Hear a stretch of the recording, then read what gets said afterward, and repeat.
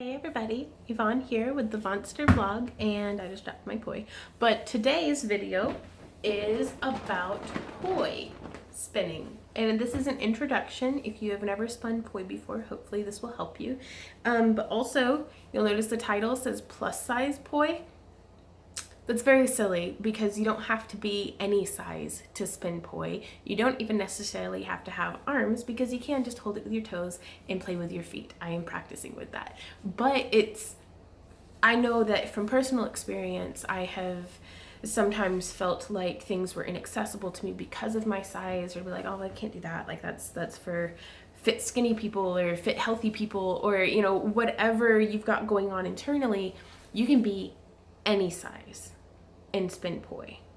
But I put plus size on there to kind of maybe help encourage in some of the folks who feel like maybe poi wasn't for them because maybe they didn't see a plus size person doing it. So however that works, I just wanted to get that cleared up right off the bat, is poi literally is for everyone. So the poi that I'm using today are actually just thigh-high stockings that I got on clearance after like Halloween.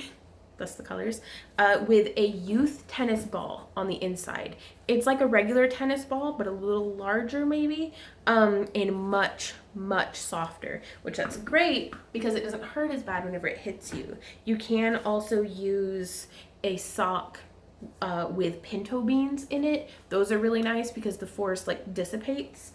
And then I just have some silk scarves tied on to help show the trail of how the poi is traveling. So let me get that angled up just a little bit. And now, whenever you're spinning poi, you're gonna have most likely a dominant and recessive hand. For me, I'm right hand dominant, so like most of the time I feel like I do a little bit better with my right hand than I do with my left. But it is important to practice with both. But we'll start with just pick your dominant hand, whichever one you feel like this might come a little easier to you with. And you can see I have it just bunched up on my hand to make it a little bit shorter. Whenever you're spinning your poi, a shorter tail goes faster than a longer tail. So sometimes by having your poi be quite long, it gives you a little bit more time to think about what it is that you're doing. Now, whenever you're spinning though, a lot of the times I'll see people be afraid of the poi, so they're like trying really hard to not get hit, and they won't quite give enough force behind it, and it'll just kind of, you really want to give it a good momentum, because if that momentum's going, you're in control of it. It's not going to fall out of the air and bop you in the noggin. So, and just practice kind of spinning. And so much of this is you can know everything that you need to do, but it's a practice kind of thing. You've got to actually do it. So we're going to practice spinning. I call it from above, but it's where the poi is spinning from above or forward, and then backward or from below. You can see whenever it's spinning in front of me, it comes up from below. And whenever we're practicing this, you're going to want to think of it as planes of function. There's a vertical plane and a horizontal plane. So on a vertical plane, you want your poi to be behaving as if you were up against a wall. You don't want it going like this. That's when you're going to hit yourself in the head. And so just practice, and you can actually stand, if you have a hallway or something, you can stand up against a wall and practice spinning.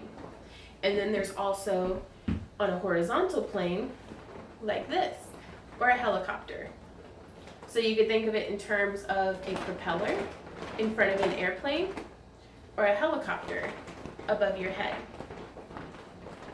And you can practice it with a bent arm or straight arm. It's really great to try just a bunch of different things to find what you like.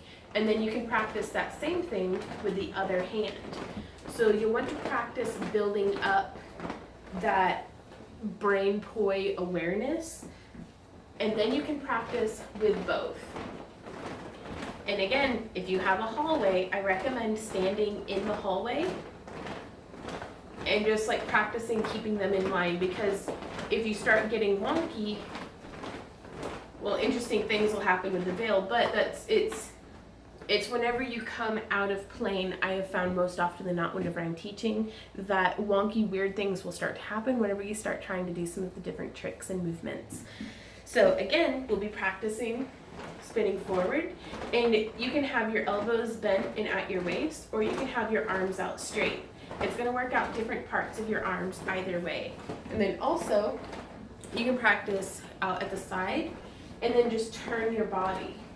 So it helps to think of like north, south, east, west maybe. So we've got our arm, let's say, to the east, just made up, not actually to the east. And then you just turn your body to face it. And so your arm and hand and everything is still happening the same, but you turn and face it. And then if you have the mobility for it, you can actually turn and have it happening on the other side of you. And then open back up. And you can practice walking forward and back. You can have some music on and get a little bit of a dance going and just enjoying yourself. And then you can also practice in the other direction. And the veils make it so much fun. I love these things. And then we can practice these same things with our other arm. So spinning forward. And I do encourage you, this is a participatory sport. Don't just watch. Like grab something and start spinning it. So you can spin forward, spin it out, come to the side, and then step forward, because that in and of itself, you can get a little bit of a, and it's just fun. It gives me a little bit of a dance partner, even when I'm by myself. So turn, and then we can actually turn. I don't really have as good a shoulder mobility as I would like, but this really does help with that, I feel. And so now we can go in the other direction.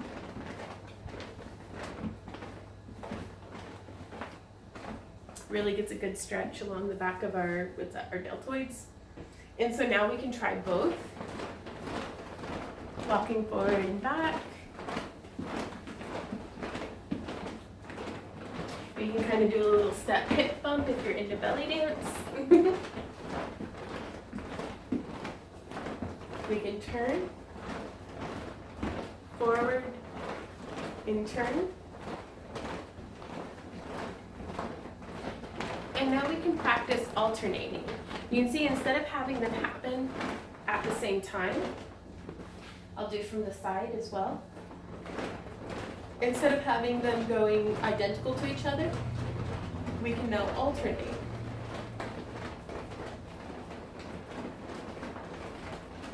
Which this can be a lot of fun. It gives you kind of a natural like shoulder bumping. You can practice turning your body.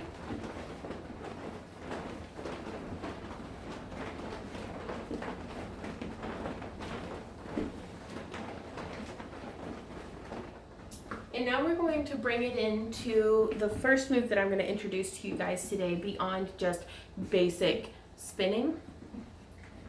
And again, we're working a lot on a vertical plane because I don't have as much room in here to do a bunch of stuff out above my head. But we'll start with whichever is your dominant hand. And I like to just kind of tuck this one out of the way. That way it makes me focus on just one hand. And we're spinning on one side of our body. Then we're actually just going to cross. Just like that to the other side. So as it comes around from above, I scoop down above, down to the other side. And then you can build that up into where it is just crossing your body. So this is how it looks from the other side. So again, I'm spinning from above and then scoop. And this actually effectively changes. Nope, it's still going the same way. Okay, never mind. And then you can just cross like this. And I feel like it makes a very beautiful, constant spiraling pattern. And it looks really great whenever you bring it in tighter. And our trail will move a little faster.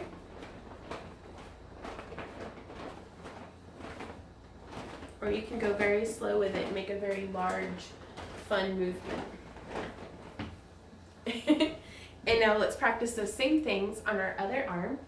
So again, just tucking this one up and out of the way, spinning to the front, crossing, crossing, crossing.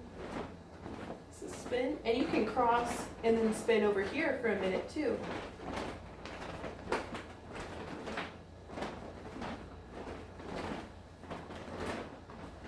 Anybody who ever took twirling or color guard or anything, this is probably going to come pretty naturally to you.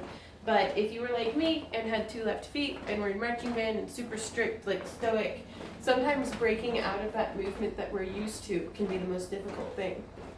So crossing, and now from the front, just that cross.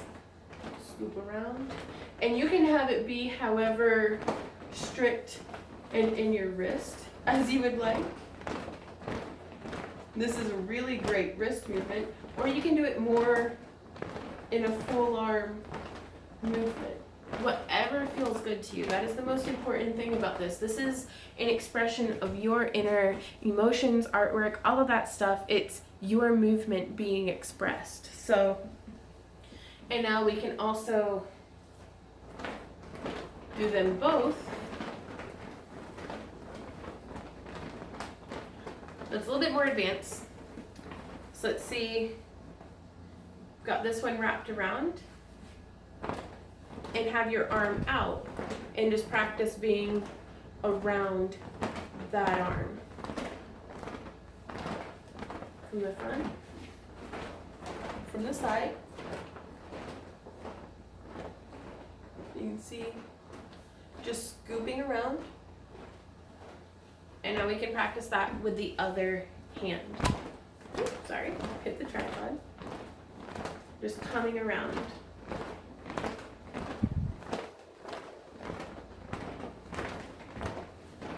Now from the other side, scoop around. Sorry, I was shortening it down. So you see how that's trailing around.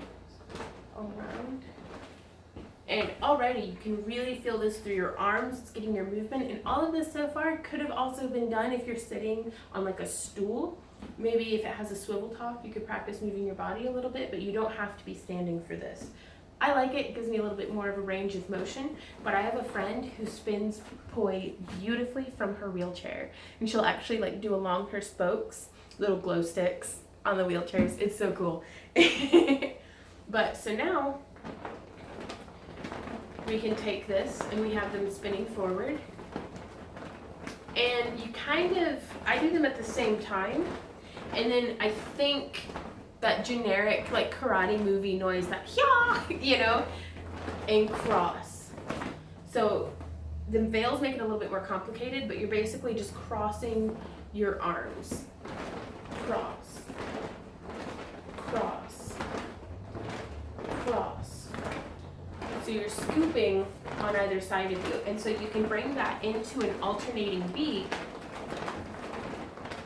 and cross. Now, it feels like such a jump, but I promise it'll get easier the more you kind of practice. And you can just practice doing the cross in that same track that your hands are taking. They go in that same position, but alternately.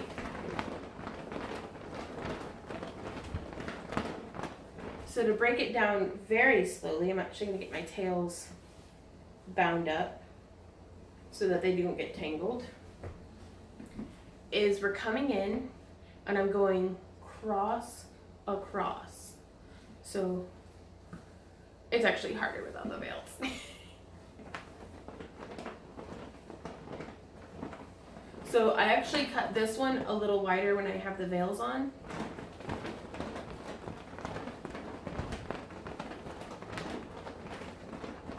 And then from the side,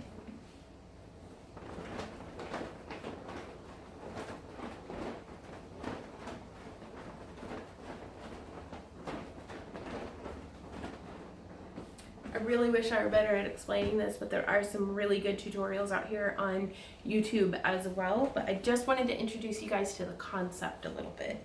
So again, and you can keep, if it helps, you can have let's just do our left hand spinning. Got tangled under my armpit. And just cross around. That way, if you need to build up the coordination to have both hands going. And if you're having difficulty going front ways, let's try it like this. So we're a dual propeller airplane.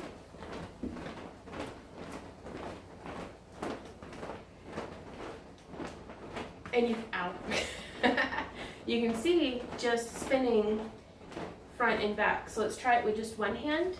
We're spinning to our front. I'm going to do it from the side as well so you can see. It's just spinning like this, and then bring it back.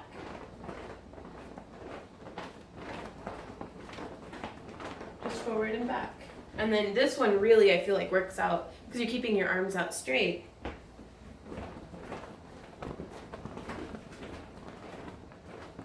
And you can do it both directions as well.